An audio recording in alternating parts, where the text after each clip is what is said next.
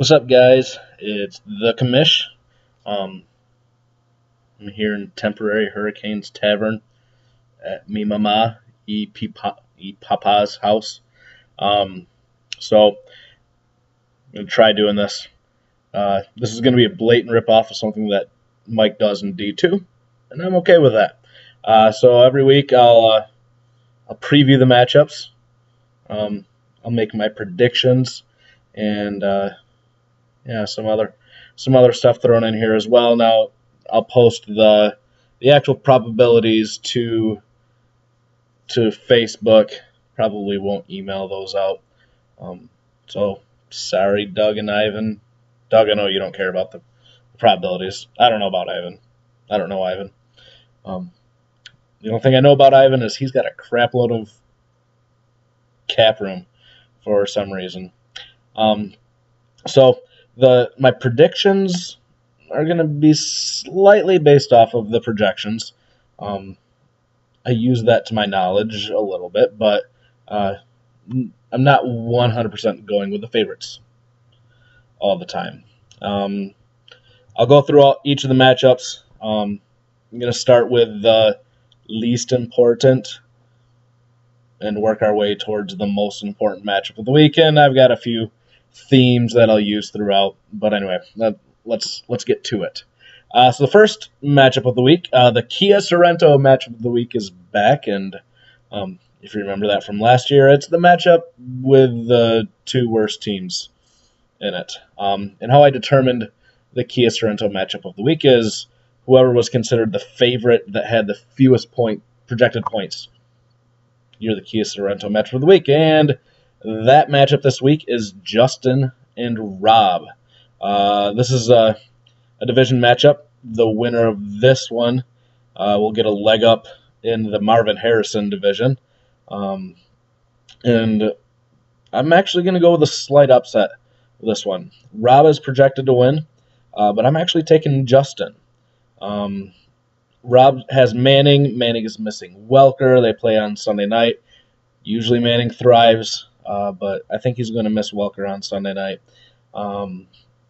Arian Foster, it's week 1, so he's healthy. I see him having a big week this week. This could come down to Monday night. Justin has Reggie Bush. Rob has Golden Tate. It does project to be a pretty close game. So, I mean, it could come down to Monday night for sure. And then I think that if Rob does win this matchup, I'm not going to say that he's got the division locked up, but pretty much I think it is. Rob, you are blessed with a very, very weak division. Yeah, I'm calling you out, Justin and Ivan. What are you going to do about it? So I do have Justin over Rob in a slight upset.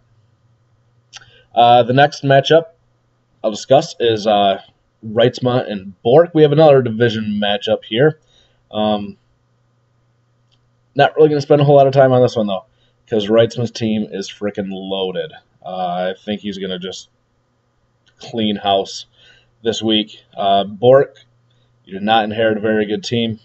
Not really your fault. But, yeah, like I said, Reitzman's team absolutely loaded. He'll probably be the favorite in every matchup unless he gets some significant injuries. Reitzman does have a huge advantage at every position other than quarterback.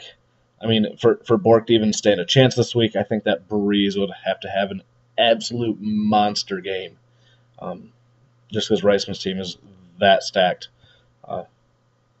other than at QB. So, I got Reitzman, big over Matt. Speaking of big, the Stone Cold Lead Pipe Lock of the Week. I think I stole that from Mike and Mike.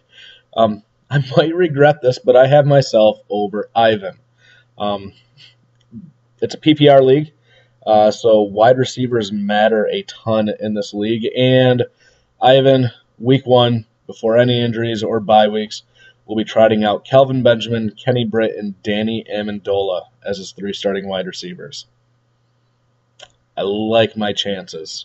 But maybe this will come around to bite me in the butt.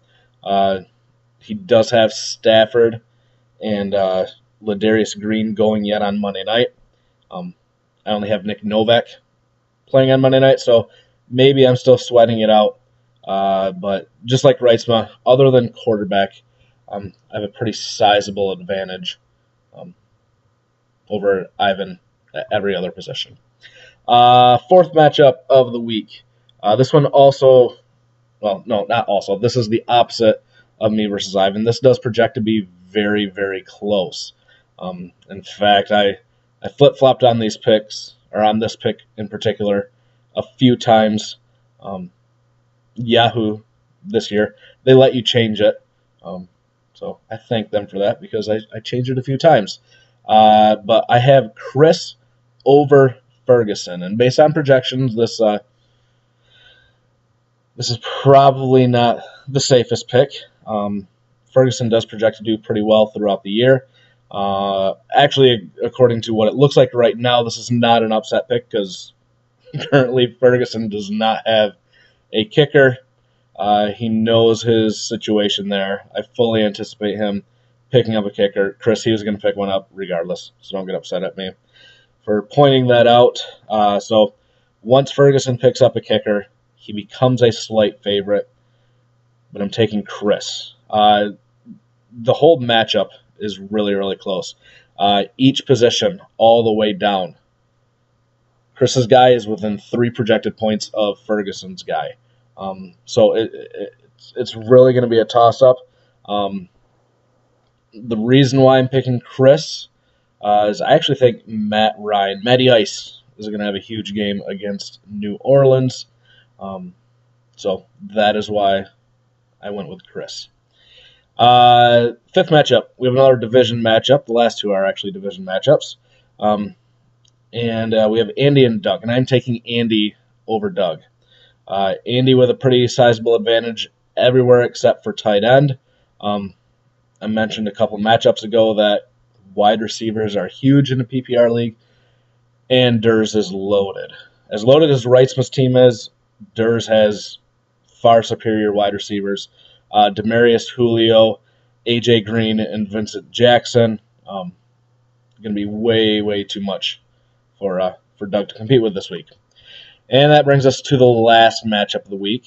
I will always reserve the last matchup that I talk about to be what I'm going to refer to as the impact matchup of the week, the one that has the greatest playoff implications. So not only is it the impact matchup of the week, I'm also calling this the rivalry game of the week, and that is Brian and Mike. A couple reasons why I'm considering this the rivalry matchup of the week is they're in the same division, and whenever there is an amendment proposal out there, they always seem to be on opposite ends of the spectrum. Don't really know why that is, but they do.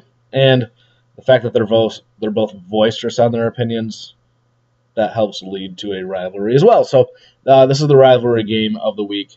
The impact matchup, the biggest impact on playoff seedings. The winner of this is likely going to be tied for first with me in our division. So the loser is likely to be a game back from both of his division mates. It's a long season after that, but I think that this is the biggest matchup of the week. Not only for the league's purposes, but for my purposes as well, because they are both in my division. So because it's the biggest matchup of the week, I'm going to go in a little bit more detail, the different matchups, and where the edges lie. So for quarterback, I've got a big edge to Brian here, and this is where my thinking and Yahoo's projections disagree, because RG3 is actually projected more points than Aaron Rodgers, which is ludicrous. Usually I follow the Yahoo projections quite closely, but they have it wrong here. Running back, again, a big edge to Brian. Adrian Peterson and Andre Ellington are going to be much better than Le'Veon and CJ Spiller. Now, Spiller does get a bump because it is PPR. I think Ellington gets a similar bump to that This comparison has been made many, many, many times, especially if you listen to Matthew Berry or the CBS podcast, where, Ellington is what Spiller was like 2 or 3 years ago, where Ellington is the guy that is poised for a breakout. Spiller is going to be very, very hit or miss this year. And even if he is hit this week, I don't think it's going to be enough for Mike. Wide receiver, at least in terms of the 3 starting wide receivers, I give a slight edge to Brian. Dez is quite a bit better than Alshon. I do like Roddy White better than Keenan Allen, and then I like Randall Cobb better than Mike Wallace, especially in PPR. So maybe it's a little bit stronger than a slight edge. But, so far, quarterback, running back, and wide receiver are all going to Brian in my eyes. Tight end. Actually, I have a huge edge for Mike. Heath Miller. Is he healthy?